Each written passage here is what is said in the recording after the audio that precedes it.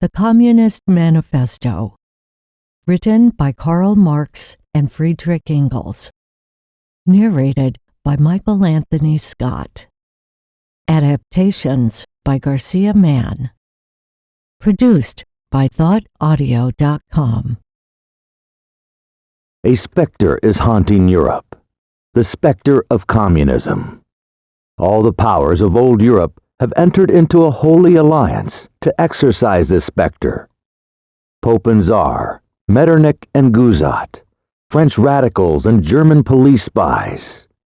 Where is the party in opposition that has not been decried as communistic by its opponents in power? Where is the opposition that has not hurled back the branding reproach of communism against the more advanced opposition parties, as well as against its reactionary adversaries? Two things result from this fact. 1. Communism is already acknowledged by all European powers to be itself a power. 2. It is high time that communists should openly, in the face of the whole world, publish their views, their aims, their tendencies, and meet this nursery tale of the specter of communism with a manifesto of the party itself. To this end, communists of various nationalities have assembled in London and sketched the following manifesto. Chapter 1. Bourgeois and Proletarians. The history of all hitherto existing societies is the history of class struggles. Freeman and slave, patrician and plebeian, lord and serf, guildmaster and journeyman. In a word, oppressor and oppressed, stood in constant opposition to one another, carried on an uninterrupted, now hidden, now open fight, a fight that each time ended either in a revolutionary reconstitution of society at large, or in the common ruin of the contending class. In the earlier epochs of history, we find almost everywhere a complicated arrangement of society into various orders, a manifold gradation of social rank. In ancient Rome, we have the patricians, knights, plebeians, slaves. In the Middle Ages, feudal lords, vassals, guildmasters, journeymen, apprentices, serfs. In almost all of these classes, again, subordinate gradations. The modern bourgeois society that has sprouted from the ruins of feudal society has not done away with class antagonisms. It has but established new classes, new conditions of oppression, new forms of struggle in place of the old ones. Our epoch, the epoch of the bourgeoisie, possesses, however, this distinctive feature. It has simplified the class antagonisms. Society as a whole is more and more splitting up into two great hostile camps, into two great classes directly facing each other: bourgeoisie and proletariat. From the serfs of the Middle Ages sprang the chartered burghers of the earliest towns. From these burgesses, the first elements of the bourgeoisie were developed. The discovery of America, the rounding of the Cape, opened up fresh ground for the rising bourgeoisie. The East Indian and Chinese markets, the colonialization of America, trade with the colonies, the increase in the means of exchange and in commodities generally, gave to commerce, to navigation, to industry, an impulse never known before, and thereby to the revolutionary element in the tottering feudal society, a rapid development. The feudal system of industry, under which industrial production was monopolized by closed guilds, now no longer sufficed for the growing wants of the new markets. The manufacturing system took its place. The guildmasters were pushed on one side by the manufacturing class. Division of labor between the different corporate guilds vanished in the face of division of labor in each single workshop. Meantime, the markets kept ever growing, the demand ever rising. Even manufacture no longer sufficed. Thereupon, steam and machinery revolutionized industrial production. The place of manufacture was taken by the giant modern industry, the place of the industrial middle class by industrial millionaires, the leaders of whole industrial armies, the modern bourgeois. Modern industry has established the world market, for which the discovery of America paved the way. This market has given an immense development to commerce, to navigation, to communication by land. This development has in its time reacted to the extension of industry, and in proportion as industry, commerce, navigation, railways extended, in the same proportion the bourgeoisie developed, increased its capital, and pushed into the background every class handed down from the Middle Ages. We see, therefore, how the modern bourgeoisie is itself the product of a long course of development, of a series of revolutions in the modes of production and of exchange. Each step in the development of the bourgeoisie was accomplished by a corresponding political advance of that class, an oppressed class under the sway of the feudal nobility, an armed and self-governing association in the medieval commune, here independent urban republic as in Italy and Germany, there taxable third estate of the monarchy as in France, afterwards in the period of manufacture proper, serving either the semi-feudal or the absolute monarchy as a counterpoise against the nobility, and in fact, cornerstone of the great monarchies in general. The bourgeoisie has at last, since the establishment of modern industry and of the world market, conquered for itself, in modern representative state, exclusive political sway. The executive of the modern state is but a committee for managing the common affairs of the whole bourgeoisie. The bourgeoisie, historically, has played a most revolutionary part. The bourgeoisie, whenever it has got the upper hand, has put an end to all feudal, patriarchal, idyllic relations. It has pitilessly torn asunder the motley feudal ties that bound man to his natural superiors, and has left remaining no other nexus between man and man than naked self-interest, than callous cash payment. It has drowned the most heavenly ecstasies of religious fervor, of chivalrous enthusiasm, of Philistine sentimentalism in the icy water of egotistical calculation. It has resolved personal worth into exchange value, and in place of the numberless and feasible chartered freedoms, has set up that single, unconscionable freedom, free trade. In one word, for exploitation, veiled by religious and political illusions, naked, shameless, direct, brutal exploitation. The bourgeoisie has stripped of its halo every occupation hitherto honored and looked up to with reverent awe.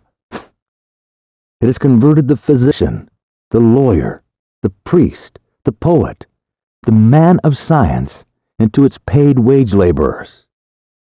The bourgeoisie has torn away from the family its sentimental veil and has reduced the family relation to a mere money relation. The bourgeoisie has disclosed how it came to pass that the brutal display of vigor in the Middle Ages, which reactionists so much admire, found it fitting complement in the most slothful indolence. It has been the first to show what man's activity can bring about. It has accomplished wonders far surpassing Egyptian pyramids, Roman aqueducts, and Gothic cathedrals. It has conducted expeditions that put in the shade all former exoduses of nations and crusades. The bourgeoisie cannot exist without constantly revolutionizing the instruments of production, and thereby the relations of production, and with them the whole relations of society. Conservation of the old modes of production in unaltered form was, on the contrary, the first condition of existence for all earlier industrial classes. Constant revolutionizing of production, uninterrupted disturbances of all social conditions, everlasting uncertainty and agitation distinguished the bourgeois epoch from all earlier ones.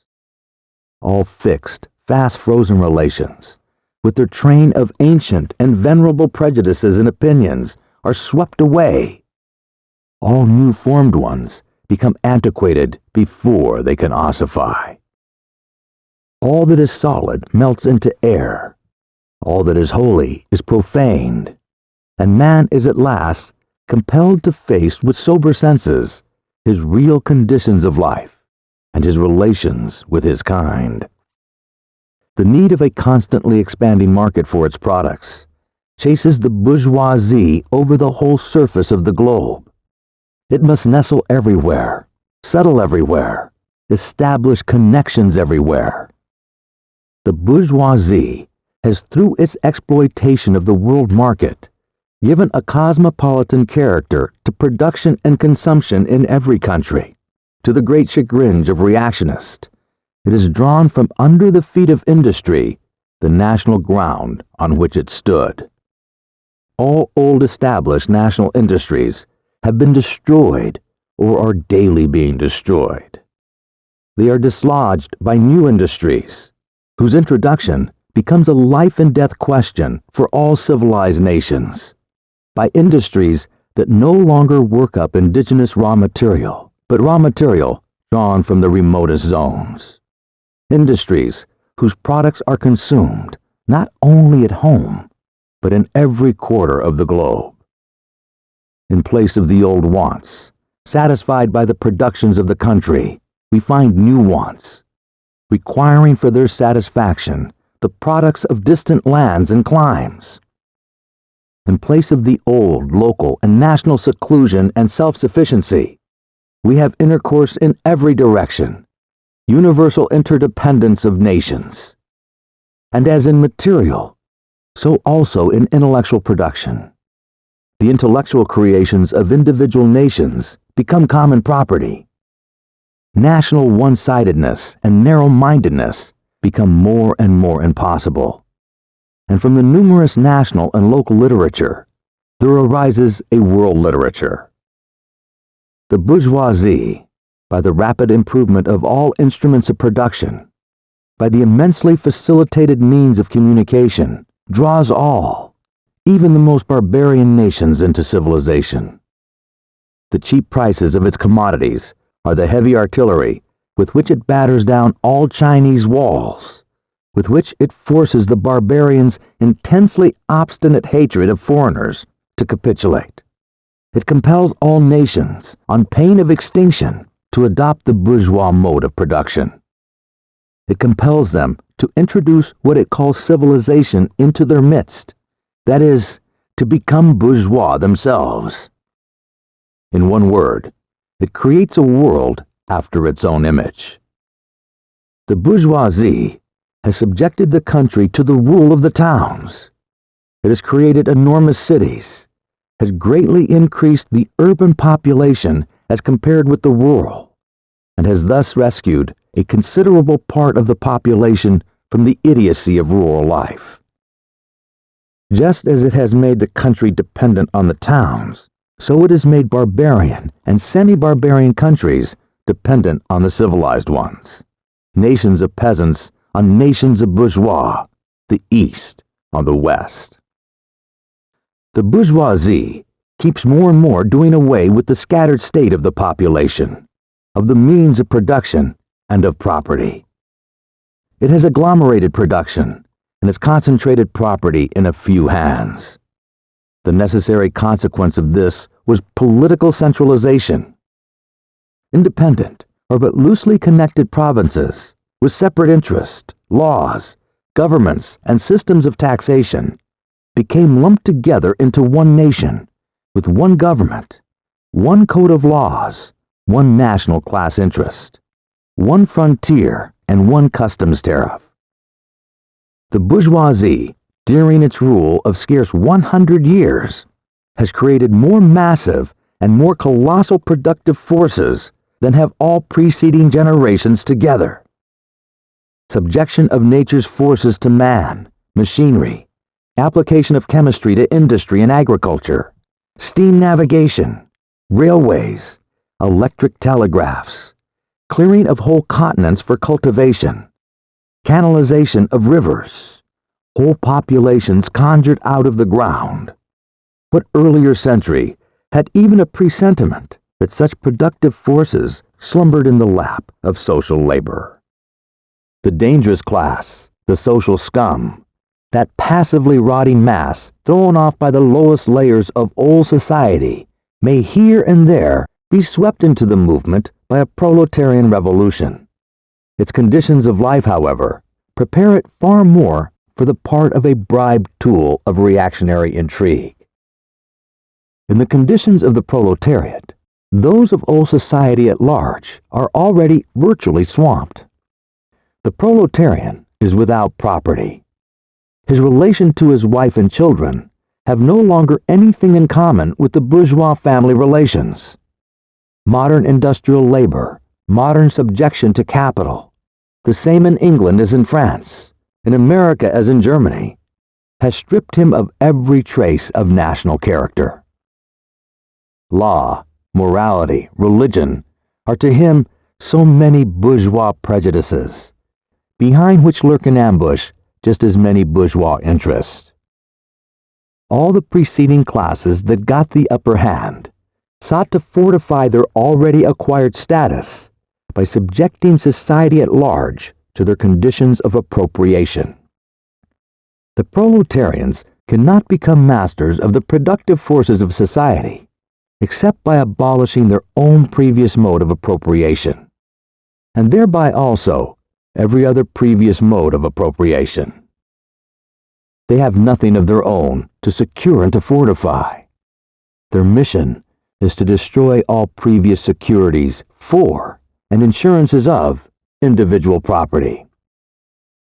All previous historical movements were movements of minorities, or in the interest of minorities.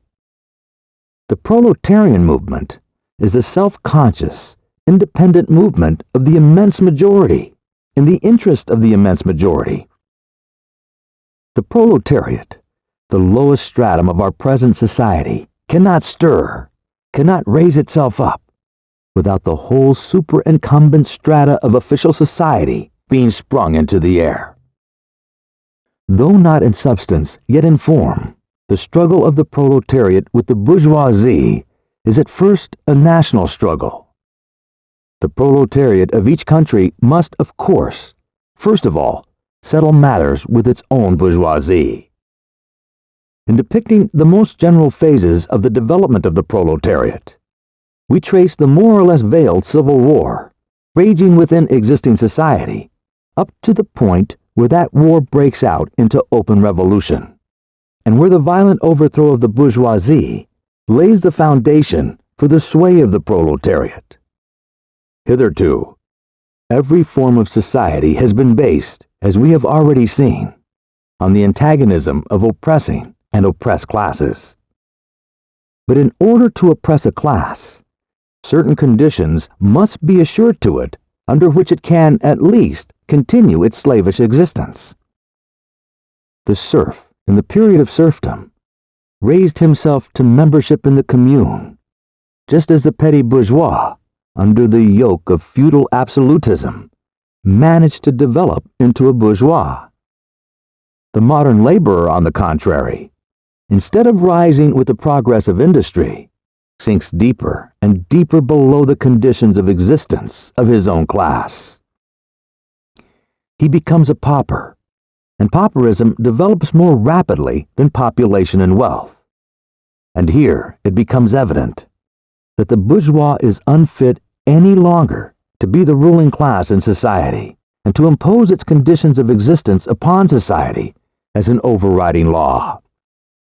It is unfit to rule because it is incompetent to assure an existence to its slave within his slavery, because it cannot help letting him sink into such a state, that it has to feed him instead of being fed by him.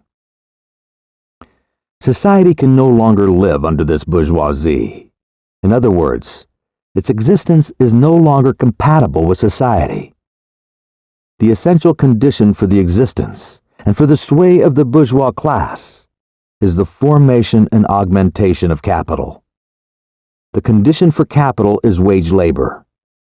Wage labor rests exclusively on competition between the laborers. The advance of industry, whose involuntary promoter is the bourgeoisie, replaces the isolation of the laborers due to competition by the revolutionary combination due to association. The development of modern industry, therefore, cuts from under its feet the very foundation on which the bourgeoisie produces and appropriates products. What the bourgeoisie, therefore, produces, above all, is its own gravediggers. Its fall and the victory of the proletariat are equally inevitable. Chapter 2. Proletarians and Communists. In what relation do the Communists stand to the Proletarians as a whole? The Communists do not form a separate party opposed to other working-class parties. They have no interests separate and apart from those of the proletariat as a whole. They do not set up any sectarian principles of their own, by which to shape and mold the proletarian movement. The Communists are distinguished from the other working-class parties is only, one, in the national struggles of the proletarians of the different countries. They point out and bring to the front the common interest of the entire proletariat, independent of nationality. 2. In the various stages of development which the struggle of the working class against the bourgeoisie has to pass through, they always and everywhere represent the interest of the movement as a whole. The Communists, therefore, are on the one hand practically the most advanced and resolute section of the working-class parties of every country, that section which pushes forward all others. On the other hand, theoretically, they have over the great mass of the proletariat the advantage of clearly understanding the line of march, the conditions, and the ultimate general results of the proletarian movement. The immediate aim of the Communist is the same as that of all the other proletarian parties: formation of the proletariat into a class, overthrow of the bourgeois supremacy, conquest of political power by the proletariat. The theoretical conclusions of the Communists are in no way based on ideas or principles that they have invented or discovered by this or that would-be universal reformer. They merely express, in general terms, actual relations springing from an existing class struggle, from a historical movement going on under our very eyes. The abolition of existing property relations is not at all a distinctive feature of communism.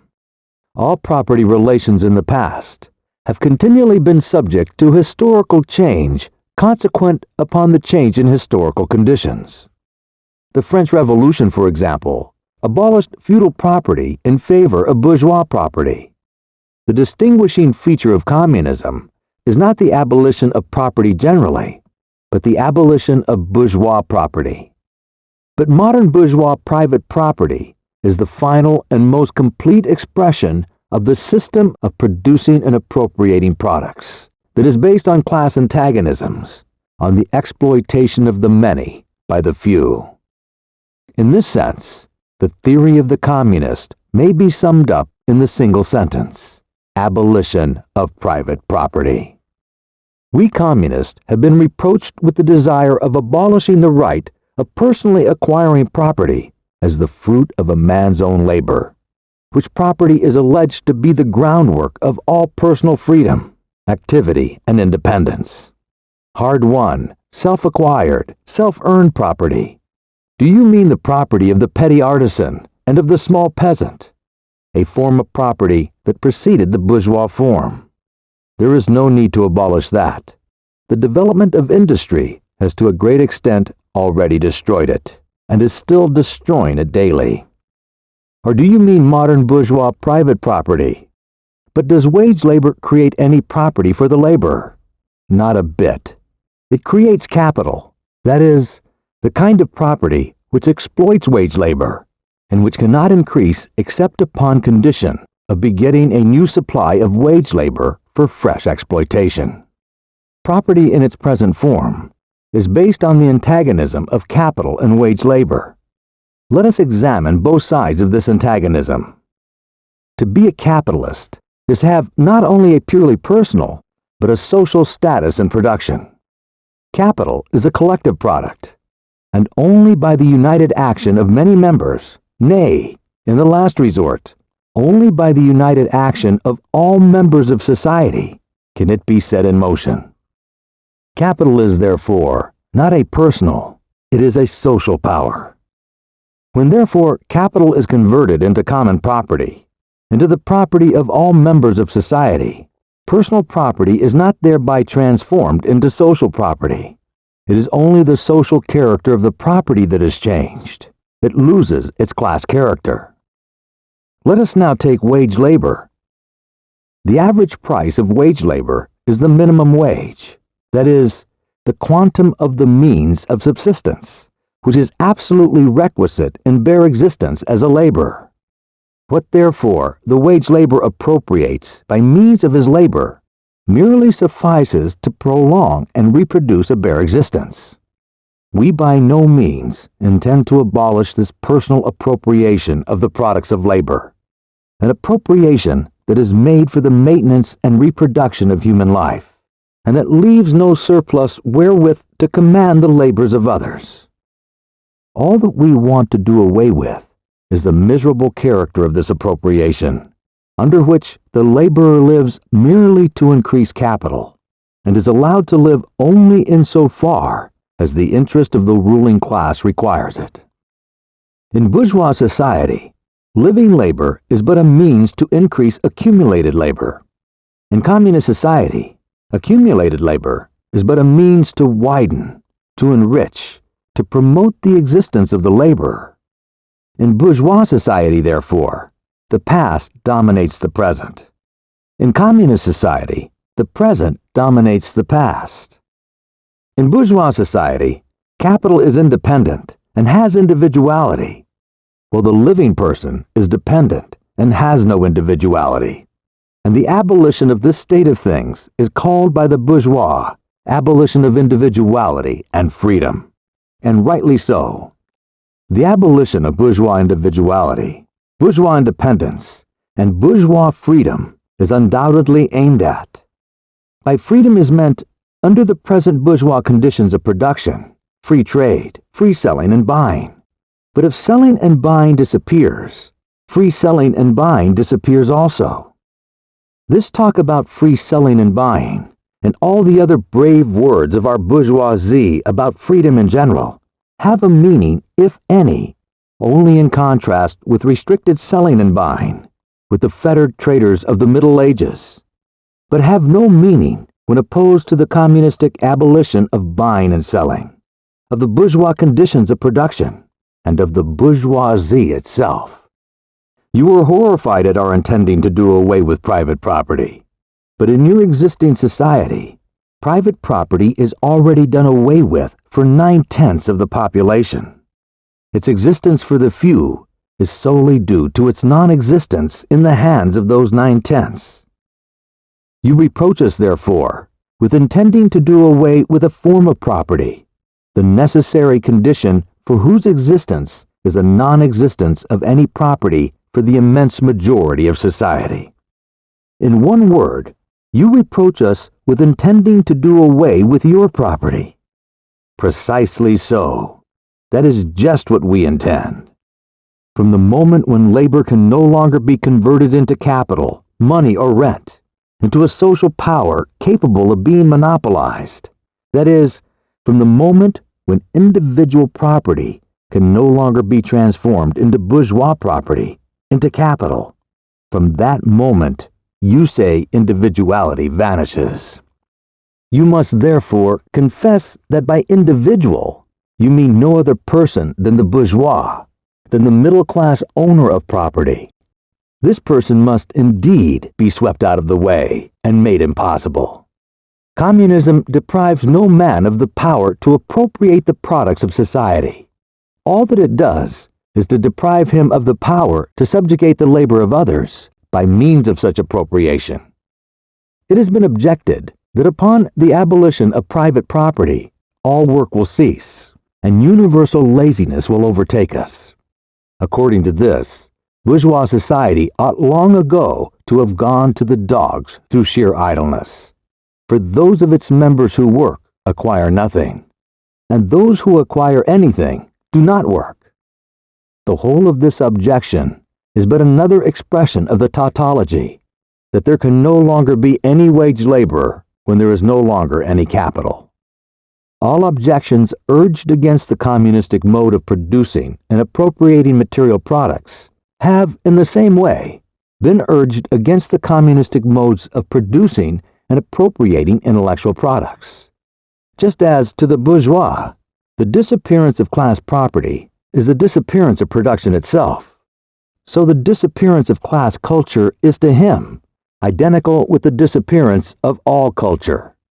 That culture, the loss of which he laments, is, for the enormous majority, a mere training to act as a machine.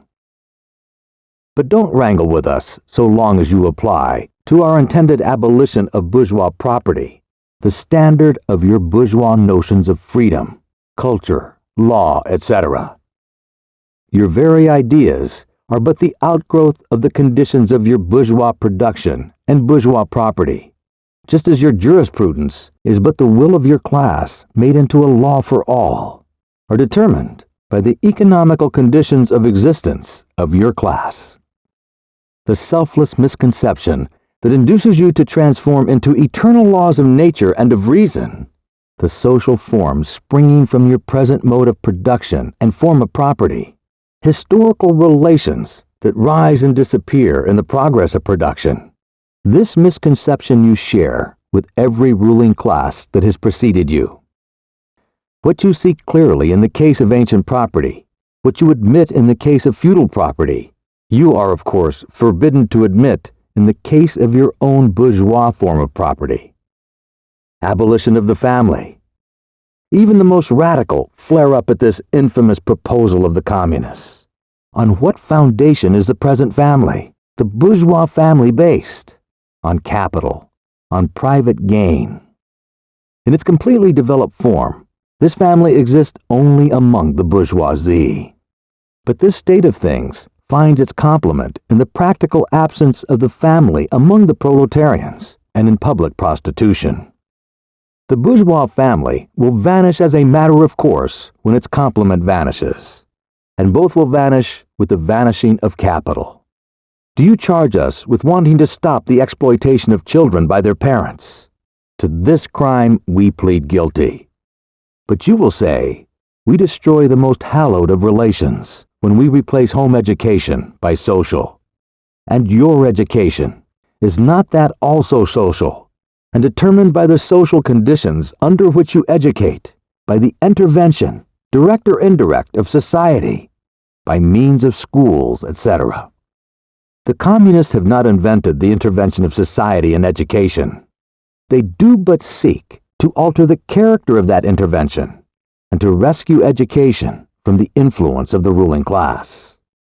The bourgeois claptrap about the family and education, about the hallowed correlation of parent and child, becomes all the more disgusting, the more by the action of modern industry. All family ties among the proletarians are torn asunder, and their children transformed into simple articles of commerce and instruments of labor.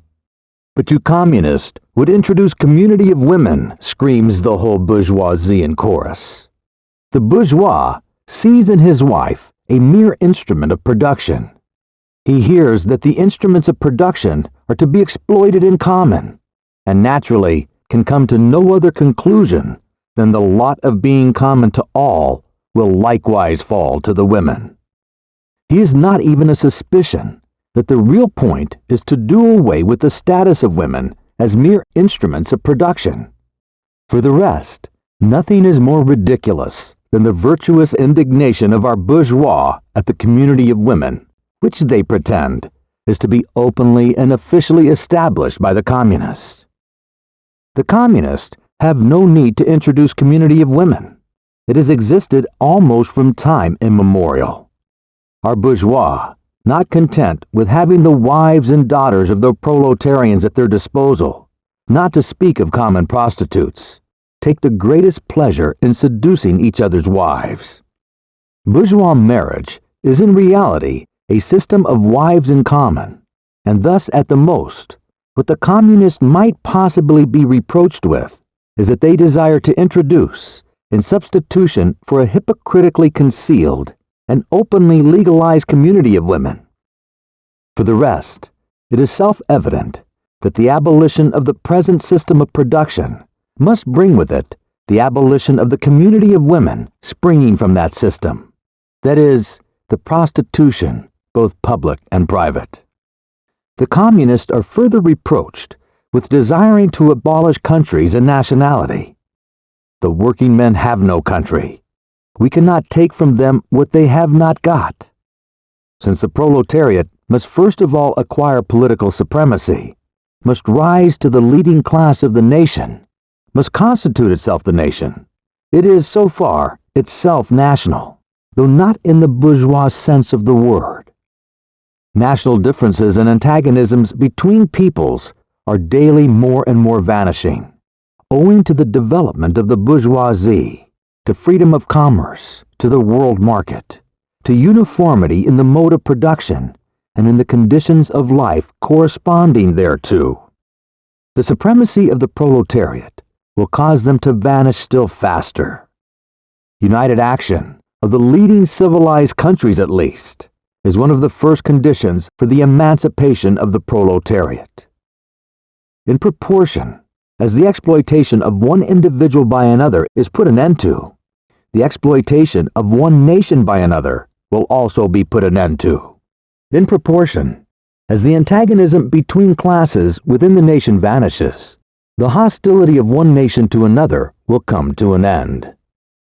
The charges against communism, made from a religious, a philosophical, and generally from an ideological standpoint, are not deserving of serious examination.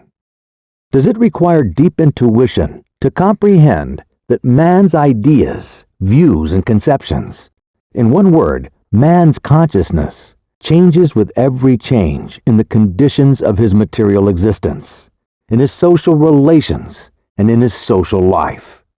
What else does the history of ideas prove than the intellectual production changes its character in proportion as material production is changed? The ruling ideas of each age have ever been the ideas of its ruling class.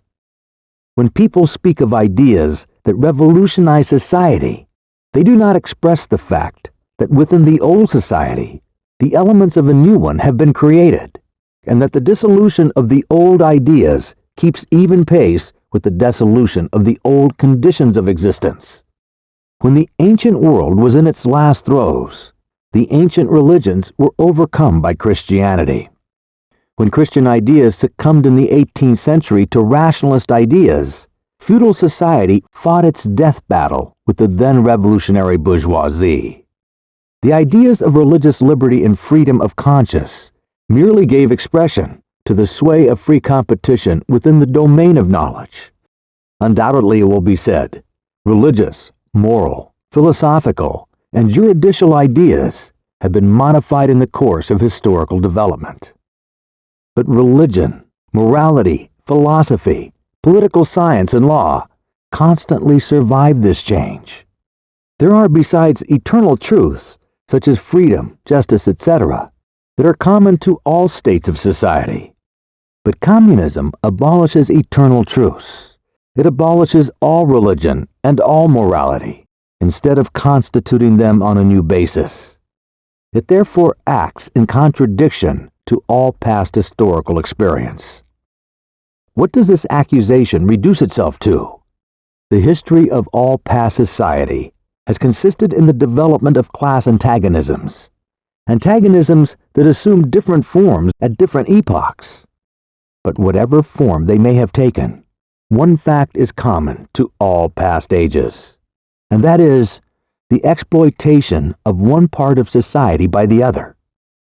No wonder, then, that the social consciousness of past ages, despite all the multiplicity and variety it displays, moves within certain common forms or general ideas, which cannot completely vanish except with the total disappearance of class antagonisms. The communist revolution is the most radical rupture with traditional property relations. No wonder that its development involves the most radical rupture with traditional ideas.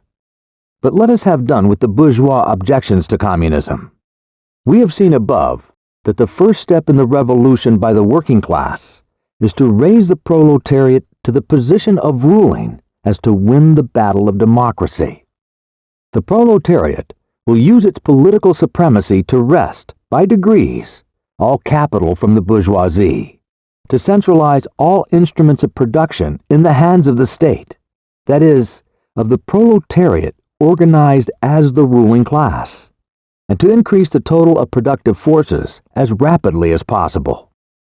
Of course, in the beginning, this cannot be effected except by means of despotic inroads on the rights of property and on the conditions of bourgeois production. By means of measures, therefore, which appear economically insufficient and untenable, but which, in the course of the movement, outstrip themselves, necessitate further inroads upon the old social order, and are unavoidable as a means of entirely revolutionizing the mode of production. These measures will of course be different in different countries. Nevertheless, in the most advanced countries, the following will be pretty generally applicable. 1. Abolition of property in land, and application of all rents of land to public purposes. 2. A heavy progressive or graduated income tax. 3. Abolition of all right of inheritance. 4. Confiscation of the property of all immigrants and rebels. 5. Centralization of credit in the hands of the state by means of a national bank with state capital and an exclusive monopoly. 6. Centralization of the means of communication and transport in the hands of the state. 7. Extension of factories and instruments of production owned by the state. The bringing into cultivation of wastelands and the improvement of the soil, generally in accordance with a common plan. 8. Equal liability of all to labor. Establishment of industrial armies, especially for agriculture. Combination of agriculture with manufacturing industries. Gradual abolition of the distinction between town and country by a more equitable distribution of the population over the country. 10. Free education for all children in public schools. Abolition of children's factory labor in its present form. Combination of education with industrial production. When in the course of development, class distinctions have disappeared, and all production has been concentrated in the hands of a vast association of the whole nation, the public power will lose its political character. Political power, properly so called, is merely the organized power of one class for oppressing another. If the proletariat during its contest with the bourgeoisie is compelled, by force of circumstances, to organize itself as a class, if, by means of a revolution, it makes itself the ruling class, and as such sweeps away by force the old conditions of production, then it will, along with these conditions, have swept away the conditions for the existence of class antagonisms and of classes generally, and will thereby have abolished its own supremacy as a class. In place of the old bourgeois society, with its classes and class antagonisms, we shall have an association in which the free development of each is the condition for the free development of all. In short, the communists everywhere support every revolutionary movement against the existing social and political order of things.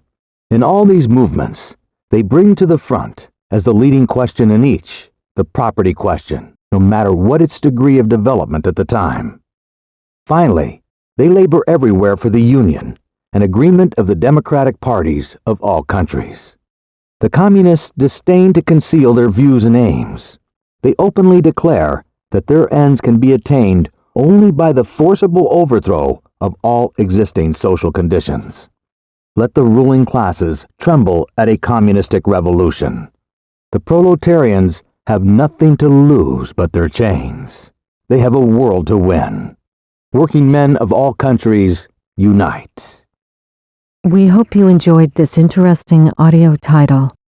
For more information on all of our titles, please visit us at thoughtaudio.com.